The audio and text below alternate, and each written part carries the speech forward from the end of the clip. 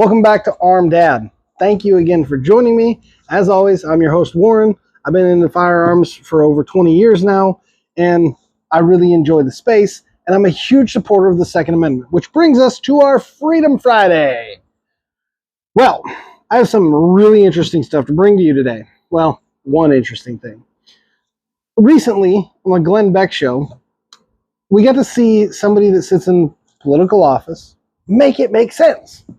For once, somebody said something that actually made me go when it came to the Second Amendment. It's not often we see that, so I'm excited about this one. Now, who was that, you might ask? Well, that was Harmeet Dhillon. And if you don't know who that is, well, you need to pay more attention, apparently. Anyway, she's the Assistant Attorney General for Civil Rights at the U.S. Department of Justice. Why is that important? Well, because somebody who actually can make a difference is talking about making a difference for once in the Second Amendment community. In the government. I know, right? Mind blown. But before I get too excited about it and I get too far ahead of myself, let me give you some information about her that'll kind of help you understand why I'm excited that this clip exists. She is an American lawyer. She was the former vice chair of the California Republican Party. In 2018, she helped launch a 501c3 nonprofit center for American liberty. And during the COVID pandemic, she filed numerous unsuccessful lawsuits to halt the implementation of stay-at-home orders. She opposed it big time, opposed masks, all sorts of stuff, but she actually did something about it, okay? She didn't just go, oh, I disagree. She actually got involved and did something about it. This is somebody who likes to get involved and take action, okay? You know what? I'm just going to cut to the Glenn Beck thing. Here you go. Here's the Glenn. The new project I've got going in the Civil Rights Division, to the surprise of many people on both sides, is the Second Amendment.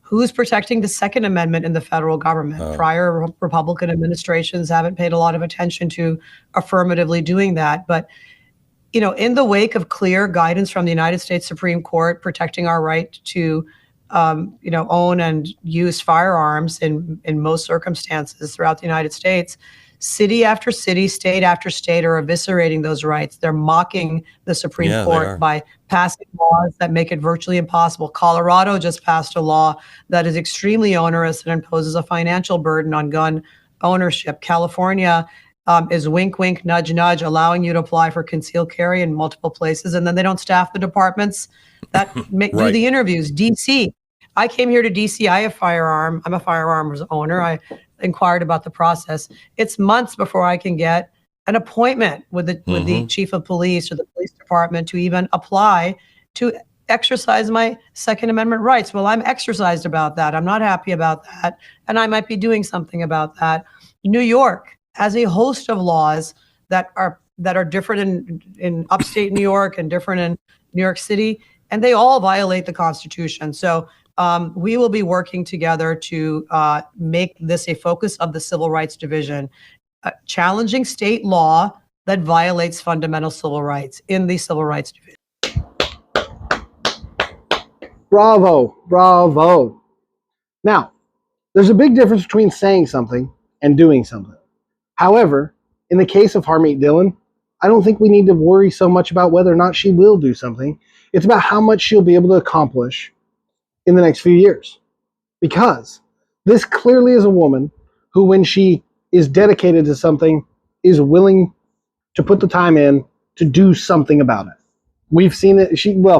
We haven't seen it, but if you look into what she's done over the last few years or the last 10 years, she has been active, not just speaking, actively fighting things.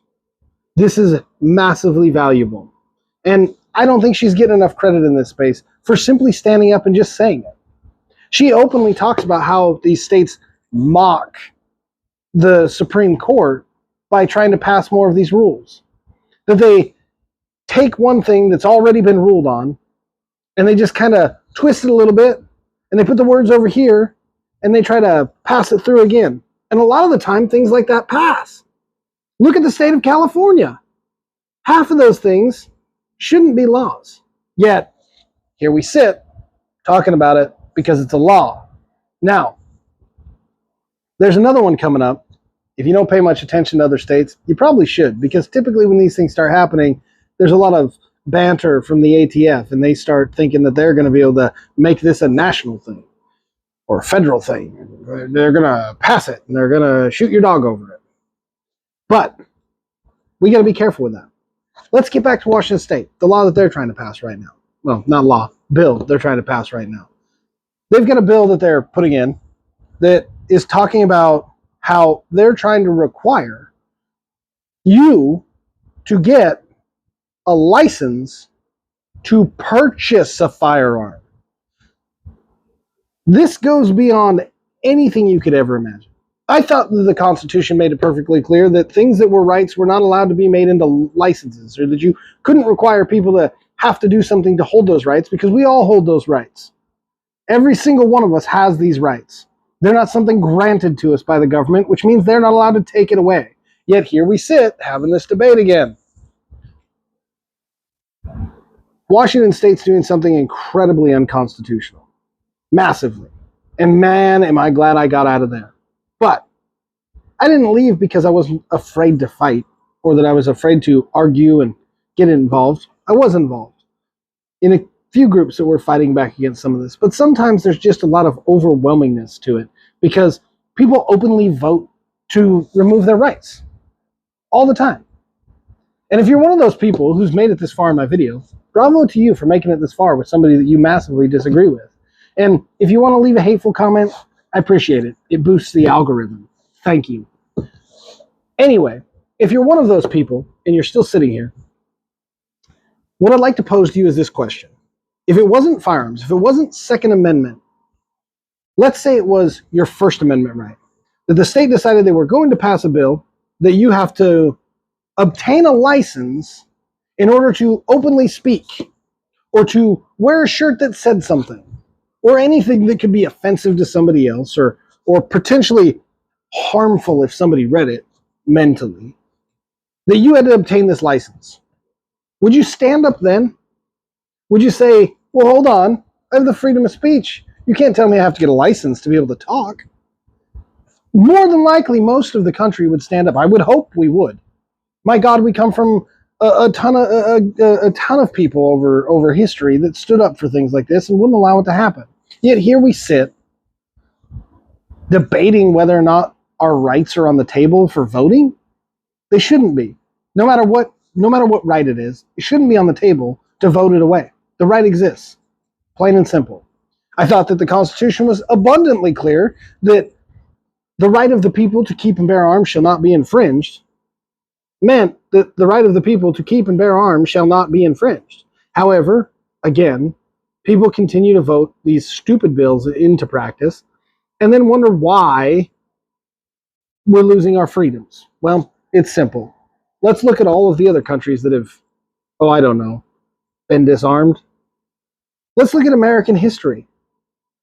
I believe that after throwing tea in a harbor over a 2% tax, the country that we did that to tried to disarm the people who opposed their idea.